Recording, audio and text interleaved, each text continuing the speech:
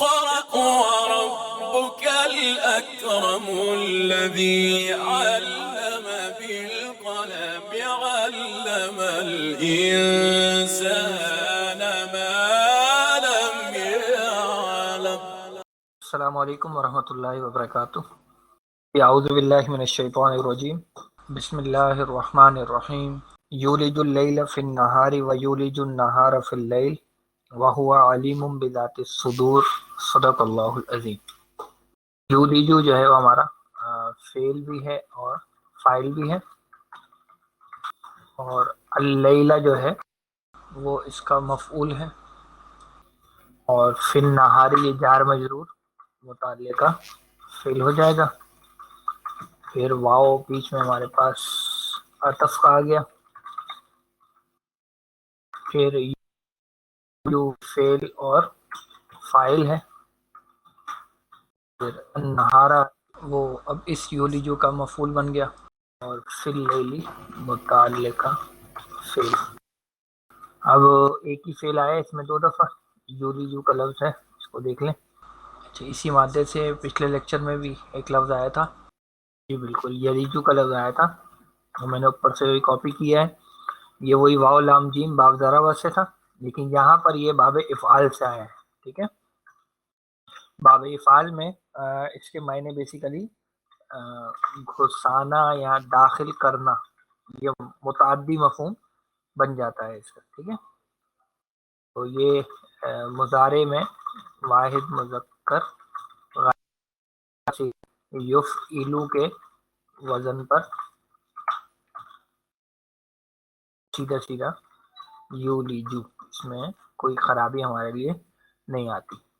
اللیل کا لفظ ہے، یہ اصل میں نکرہ میں ہوگا لیلن. اس پر جب ال داخل ہوتا ہے تو یہ ہمارا بنتا ہے اللیل. ٹھیک ہے، اس کو ہونا چاہیے تھا اس طریقے سے، اس کو لکھنا چاہیے تھا اس طریقے سے، یعنی ایک لام جو ہے وہ آتا ال والا اور دوسرا لام جو ہے وہ لیل کا آتا. لیکن یہ میں آپ کو بتا دوں، یہ خاص اس لفظ کے حوالے چیز، اس میں ایک ہی دفعہ لام کو لکھا جاتا ہے، اسی پر تشدید آ جاتی ہے اللیل. تو یہ بس ذرا سا اس کا آپ خیال رکھیے گا، یہ صرف اس لفظ کے ساتھ یہ بات ہے، باقی کوئی اور لفظ لام سے شروع ہونے والا وہ اس طرح سے نہیں. تو آسان تھا جی، ترجمہ کر لیتے ہیں. وہ داخل کا رات کو دن میں، اور وہ داخل کرتا ہے دن کو رات میں. جی وہو عالم بذات الصدور یہ ہم پڑھ چکے ہیں. اس سے پہلے جب ہم نے سورہ ملک پڑھی تھی تو یہ سورہ ملک میں گزر چکا ہے. یہاں پہ یہ واو عطف کا ہے جی. ہوا ہمارا یہاں مبتدا ہو جائے گا، علیم جو ہے وہ خبر ہو جائے گی، اور بذات الصدور یہ متعلقہ خبر ہو جائے گی. اس میں بذات الصدور کو اگر ہم کھولیں گے تو یہ ہوگا بی، جو کہ حرف جار ہے، اور ذاتی جو ہے وہ اس کی وجہ سے مجرور ہو جائے گا اور یہ مضاف بنے گا، اور الصدور اس کا مضاف الیہ ہو جائے گا. یہ سورہ ملک میں ہم اس میں تفصیلی گفتگو کر چکے تھے. یہ تھا جی جو ہم نے وہاں پڑھا تھا، تو اس کو ہم ہٹا دیتے ہیں. وہاں انہو تھا، یہاں پہ ہوا ہے. ٹھیک ہے، میں یہاں ہوا لکھ دیتا ہوں. ہاں، ذاتی جو ہے وہ اس بی کی وجہ سے جر میں آیا ہے. یہ میں نے آپ کو وہاں پہ پوری گردان دکھا دی تھی، تو وہ میں یہاں پہ آپ کے لیے پیش کر دیا تاکہ اس ڈاکومنٹ کا بھی یہ حصہ بن جائے. تو وہاں پہ ساری گفتگو ہم کر چکے ہیں، اس لیے اب ہم مزید بات یہاں پہ نہیں کر رہے. تو اگر ہم اس پوری آیت کا ترجمہ لکھ لیں تو ہوگا وہ داخل کرتا ہے رات کو دن میں، اور وہ داخل کرتا ہے دن کو رات میں، اور وہ سینے کے رازوں کے بارے میں خوب جاننے والا ہے. ٹھیک ہو گیا جی. آئیے اب چلتے ہیں آیت نمبر 7 کی طرف. جی جناب آمینون کے بارے میں کیا فرماتے ہیں علماء کرام؟ میم نون تو مادہ ہے. ہاں یہ اصل میں کیا ہے؟ یہ فعل ماضی ہے، مضارع ہے یا امر ہے؟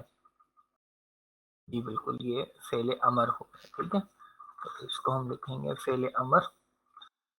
پھر باللہ و رسول ہی، یہ پورا ایکچولی اس کا متعلقہ فعل بن جائے گا. اور اگر اس کو پھر ہم کھولیں گے الگ سے تو پھر باللہ میں بی ہمارا حرف جار ہو جائے گا. لفظ اللہ اس کی وجہ سے مجرور ہو جائے گا. پھر واو عطف کا ہو جائے گا. پھر رسول یہ مضاف ہو جائے گا، اور ہی جو ہے وہ مضاف الیہ ہو جائے گا. رسول کے جر میں آنے کی وجہ بھی اصل میں یہ بازر بی ہی ہے. ٹھیک ہے اب ہم دیکھ لیتے ہیں یہ آمینو کا لفظ. حمزہ میم نون مادہ ہے، مجرد میں باب سمیہ سے آتا ہے، اور معنی ہوتے ہیں امن میں ہونا یا اطمینان میں ہونا یا بھروسہ کرنے کے معنوں میں بھی آتا ہے. البتہ یہاں پر یہ باب افعال سے آیا ہے، اور باب افعال میں اس کے معنی ایمان لانے کے ہوتے ہیں. ایمان لانا یا تصدیق کرنا. تو یہاں پر یہ فعل امر ہے اور صیغہ ہے جمع مذکر حاضر. جناب علی تفعلون، تفعلون کے وزن پہ یہ بن جائے گا تؤمنون. اس تؤمنون سے اب جب آپ بنائیں گے فعل امر، تو فعل امر بنانے کے لیے کیا کریں گے؟ آپ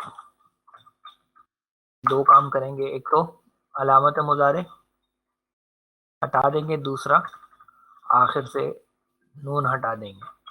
تو جب یہ دونوں کام ہم کرتے ہیں تو ہمارے پاس کچھ اس طرح کا لفظ بچتا ہے. ٹھیک ہے اس طرح کا لفظ بچتا ہے.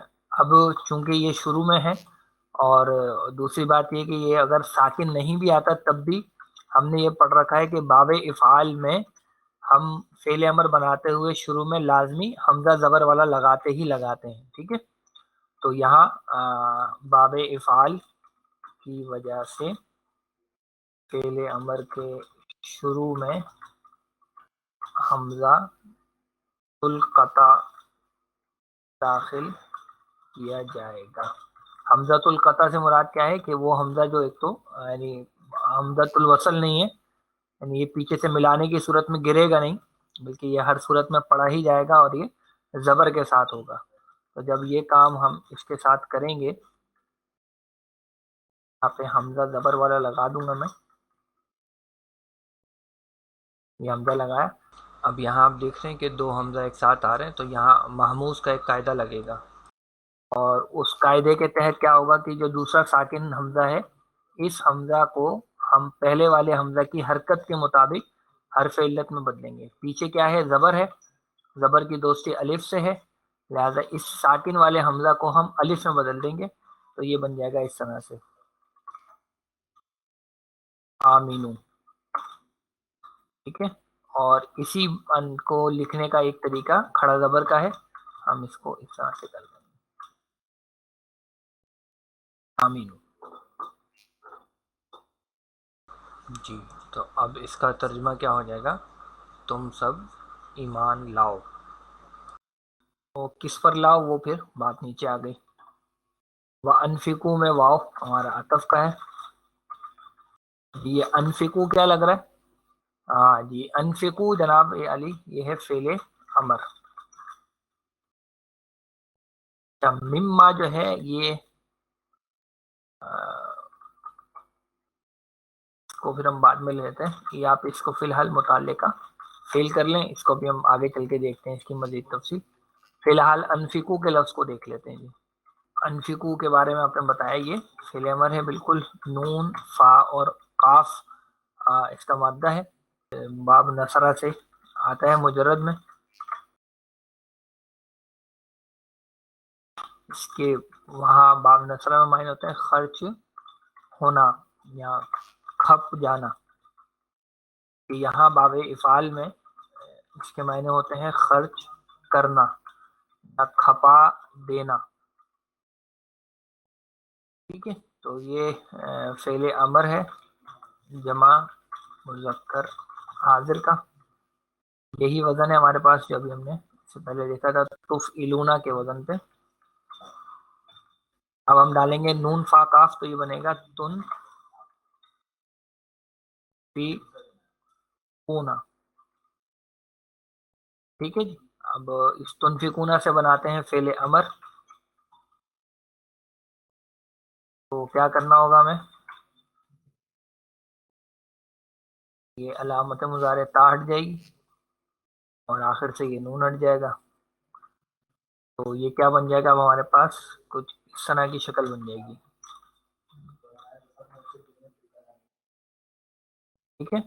اب یہاں بھی چونکہ آپ دیکھ رہے ہیں کہ باب افعال ہے لہذا ساکن شروع میں ہو یا نہ ہو ہم نے حمزہ لگانا ہی لگانا ہے. تو یہ ہو جائے گا انفقو. اور انفقو کے معنی کیا ہو جائیں گے, تم سب خرچ کرو. اچھا, اب کس میں سے خرچ کرو وہ آگے بات بیان ہو رہی ہے. اس میں ہے من اور ما. ٹھیک ہے, موصولہ ہے. پھر جناب علی تعالی یہ ہمارا فعل ہے اور اس کے اندر اس کا فاعل بھی ہے. کم جو ہے یہ ہے اس کا مفعول اول اور مستخلفین جو ہے یہ ہے اس کا مفعول ثانی. اور فی ہی جو ہے وہ فی حرف جار ہے اور ہی جو ہے وہ متصلہ مجرورہ ضمیر ہے اور یہ ہی کی ضمیر ما موصولہ کی طرف لوٹ رہی ہے. دو کے لیے یہ ضمیر لوٹ رہی ہے. اب اس میں جو لفظ ہمارے لیے نیا ہے وہ کیا ہے, مستخلفین. تو مستخلفین جو ہے یہ اسم لگ رہا ہے یا فعل لگ رہا ہے, جی اسم ہے بالکل. اچھا, اسم میں بھی اگر آپ دیکھیں تو اس میں میم پیش سے شروع ہو رہا ہے یہ. ٹھیک ہے نا, میم پیش سے شروع ہونے والا اسم یا تو اسم الفاعل ہوتا ہے یا اسم المفعول ہوتا ہے. پھر فیصلہ ہم کرتے ہیں اس کے عین کلمے کی حرکت سے. تو عین کلمے کے لیے پہلے اس کا مادہ اگر آپ دیکھیں تو خا لام اور فا ہے, تو اس کا عین کلمہ ہو گیا لام. کہ یہ ہے زبر, تو یہ زبر بتا رہی ہے کہ یہ اسم المفعول ہے. ٹھیک ہے, چلیے ویسے یہ جو ہے باب نصرہ سے آتا ہے. خلفن اور خلافتن یہ دونوں اس کے مصدر بنتے ہیں اور اس کے بنیادی معنی ہوتے ہیں پیچھے ہونا, ہے نا, اور یا کسی کا جانشین ہونا. یہاں پر یہ باب استفعال سے آیا ہے. ٹھیک ہے,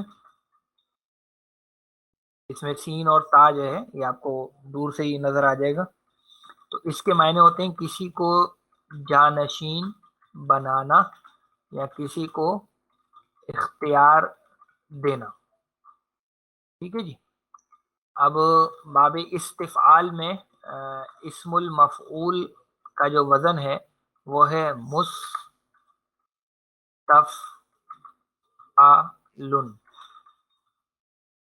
مستفعلن کے وزن پہ یہ بنے گا مستخلفن.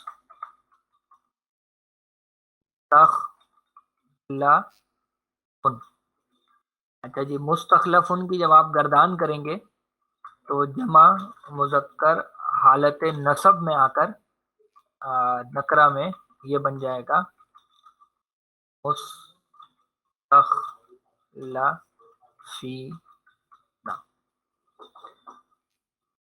صحیح, اور اس کے معنی ہو جائیں گے اختیار دیا ہوا. مستخلف کے معنی یعنی اختیار دیا ہوا, جانشین بنایا ہوا. تو اگر ہم اس کا کریں ترجمہ تو ہوگا یعنی تم سب خرچ کرو اس میں جس میں اس نے بنایا. یہ اس نے بنایا یہ جعلہ کا ترجمہ ہے, ٹھیک ہے. اس نے بنایا تم سب کو اختیار دیا ہوا, ٹھیک ہے نا. اچھا یہ جس میں, یہ جو دوبارہ جس میں آ رہا ہے نا, یہ ہے فیہی کا ترجمہ. یہ جو دوبارہ اس میں سے, یہ ہو گیا مما کا ترجمہ, اور جس میں یہ ہے فیہی کا ترجمہ. اس سے یہ بات بھی واضح ہو گئی کہ ہمارے پاس جو کچھ بھی ہے ہمیں اللہ نے دیا ہے, اور اللہ تعالیٰ نے ہمیں اس کا کے لیے کہ جانشین بنایا ہے. اس میں اللہ نے ہمیں اختیار دیا ہے, ہم اس کے مالک نہیں ہیں, مالک تو اللہ ہی ہے. ایک بات. دوسری بات یہ کہ انفاق کے بارے میں عام طور پر جب ذکر ہوتا ہے تو صرف پیسے کا ذکر آتا ہے کہ مال کا انفاق کرو, لیکن یہاں مال سے بڑھ کر بتایا کہ جس چیز پر بھی تمہیں اختیار ہے اس کو خرچ کرو. تو جس چیز پر بھی اختیار ہے میں, اس میں مال سے بڑھ کر بہت ساری چیزیں آ جاتی ہیں. اس میں وقت بھی آ جائے گا, کوئی اللہ نے صلاحیت دی ہے, کوئی سمجھے کوئی ٹیلنٹ اللہ تعالیٰ نے آپ کو دیا ہے, آپ لوگوں سے اچھی گفتگو کر لیتے ہیں, آپ لوگوں سے اچھی پی آر بنا لیتے ہیں, یا اللہ نے اولاد دے رکھی ہے آپ کو, اللہ نے کوئی آپ کو جگہ دے رکھی ہے, کوئی زمین آپ کے پاس ہے, اس کو مطلب کچھ بھی جو بھی ہے اس کو اللہ کے راہ میں جو ہے وہ مفاہیم اس مستخلفین فی کے ذیل میں آ جاتے ہیں. تو یہ دو حکم آگے جی. پہلا حکم آ گیا ایمان کا, اور دوسرا حکم آ گیا انفاق کا. اب یہ دونوں کام جو کر لیں گے ان کے لیے کیا ہے وہ اب آگے بیان ہو رہا ہے. جی یہ فا تو ہو گیا عطف کا. الذین ہمارا اس میں موصولہ ہے, بچپن سے ساتھ چل رہا ہے ہمارے. اب یہ دیکھیں آمنو کا جو لفظ ہے یہ ہمارا ہے فعل ماضی, ٹھیک ہے نا, اور فعل ہے اس کے اندر ہی اس کا فاعل بھی موجود ہے. جی منکم جو ہے وہ منکم آپ کا کہہ لیجیے کہ متعلقہ فعل ہو جائے گا, پھر واو عطف کا ہوگا. انفقو جو ہے یہ بھی فعل اور فاعل ہے, ٹھیک ہے جی. اچھا پھر لہم جو ہے یہ ہماری ہو جائے گی خبر مقدم, اور اجر کبیر ہو جائے گا مبتدا مؤخر. اچھا جی اب اس میں یہ جو آمنو اور انفقو کا لفظ ہے اس کو بناتے ہیں. آمنو یہ وہی حمزہ میم نون باب افعال ہے, اور اب یہ ہے ماضی کا جمع مذکر غائب. کیا وزن ہے جی باب افعال میں جمع مذکر غائب کا؟ افعلو. افعلو کے وزن پہ یہ بنے گا امنو. تو یہاں پہ آپ دیکھ سکتے ہیں کہ یہ امنو میں پھر وہی سچویشن پیدا ہو رہی ہے جو ہم نے امینو میں پڑھی تھی. تو وہاں بھی ہم نے دوسرے والے حمزہ کو الف بنایا تھا, یہاں بھی ہم یہی کریں گے, اور اس کو ہم کھڑے زبر کے ساتھ لکھ دیں گے, ٹھیک ہے. اور یہی کام پھر ہم کریں گے انفاق کے معاملے میں بھی. انفقو میں نون فا اور قاف وہی باب افعال ماضی جمع مذکر غائب وہی افعلو کا وزن. اب یہ بنے گا ان, کیونکہ اس میں کوئی گڑبڑ نہیں ہے اس لیے سیدھا سیدھا ہی بن گیا.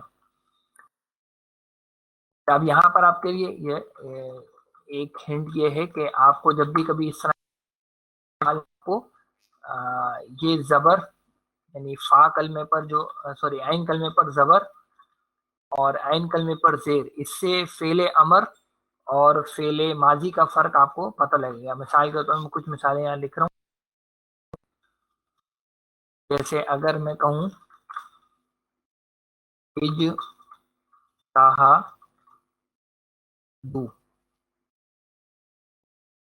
اور اس کے مقابلے میں لکھوں تو یہ اجتہادو جو ہے یہ کیا ہوگا؟ یہ ہے ہمارا فعل ماضی. ٹھیک ہے. اور اجتہدو جو ہے یہ ہوگا ہمارا فعل امر. اسی طریقے سے اور کچھ مثالیں دیکھ لیتے ہیں. جیسے جاہدو اور جو فعل امر ہے وہ بنے گا جاہدو. ٹھیک ہے. یہ بات سمجھ میں آ رہی؟ اس طریقے سے اگر آپ دیکھیں گے تو انفقو اور ماضی تھوڑی یہ ہو جائے گا، ماضی اس کا بنے گا انفقو. ٹھیک ہے. اور کوئی مثال دیکھیں. جیسے ہم کہیں اتقوا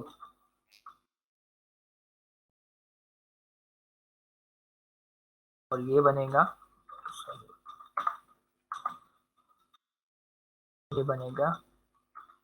اتقو. اور جناب علی کوئی مثال؟ ہاں ایک اور ہے. جیسے اجتنبو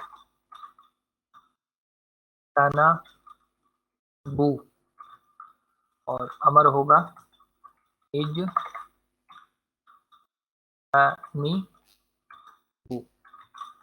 تو یہ کچھ مثالیں ہیں جہاں آپ دیکھ رہے ہیں کہ صرف آپ کو عین کلمے پر زیر اور زبر کا فرق ہے، لیکن زیر اور زبر کے اس فرق سے معنی کہاں سے کہاں جو ہے وہ پہنچ جاتے ہیں. ایک آخری مثال اور لے لیں. ایسے ہے اسلمو اور فعل امر کیا بنے گا؟ اسلیمو.